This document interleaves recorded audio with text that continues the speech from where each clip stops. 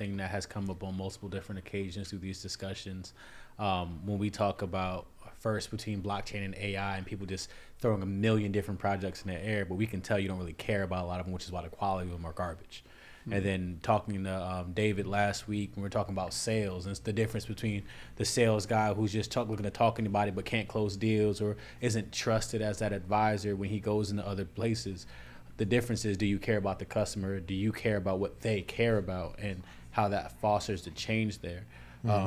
A quick thought or question I had to you, because you've seen two separate eras.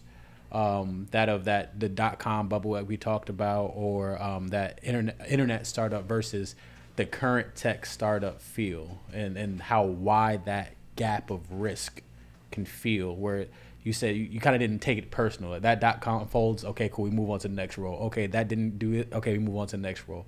Do you see any similarities between that time period of that late 90s, 2000s versus this startup era that we're in right now? Mm-hmm. Had more to do with the people. Really? And culture of people. The willingness to be driven to work, right? To get things done and take pride in your work. I mean, as a culture of people, that has definitely gone down, since then. And it has made people aren't hiring just anybody anymore. Why do you say that? Why do you say that the quality, people's desire to maintain the quality of the work is down? One, there's way more jobs than there are people to fill them. Right? Why that wasn't the case back then?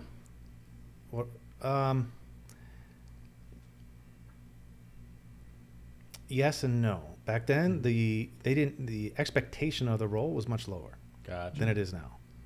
Right? Expectation is higher, mostly because employers want a quality candidate. It's not even a matter of length of experience, it's a matter of quality. They don't have time to babysit. They had to keep trucking. Yeah. Right? So when the recruiter doesn't do a good job bringing in the right, if that person doesn't work out, they go back to the recruiter and be like, you didn't see this coming. Yeah, who are you bringing me? So yeah, I think the difference is that, and just to kind of keep reiterating that, of those who do care, those who put enough quality, those who are driven enough to care, right? Yeah, sometimes work doesn't stop at 5 o'clock. Like sometimes you're still working on stuff, right? It's just the way it happens. We've talked about that before on the podcast. I wholeheartedly agree, and I add some specifics on top of that so people know what I mean. Because people say, oh, you got to keep working, got to keep grinding. And I agree with that. I also believe that your employer shouldn't necessarily require more than 40 hours of work from you for employer-related things. But like for myself, when I was putting in 60 to 80-hour weeks, unhealthy levels of work at the highest level, I would be inspired by the work I was doing during the day.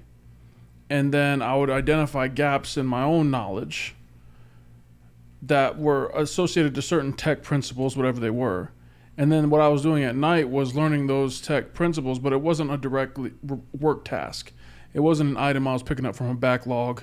Always have a side project. Yeah, always it was side projects. Have a side project. And this is that even has its own connotation now. People are like, talking about, oh, how can I always be working on side projects? But it is necessary. Your I own think. side project. And have your stuff own for you. Yeah, I was going to bring that up because where you're a self-made entrepreneur, you've had that gene in you since the very beginning, based on this conversation, and we're in this hustle culture now to where everybody's side projects they feel have to be lucrative, like they have to make money. It has to be that quick hit.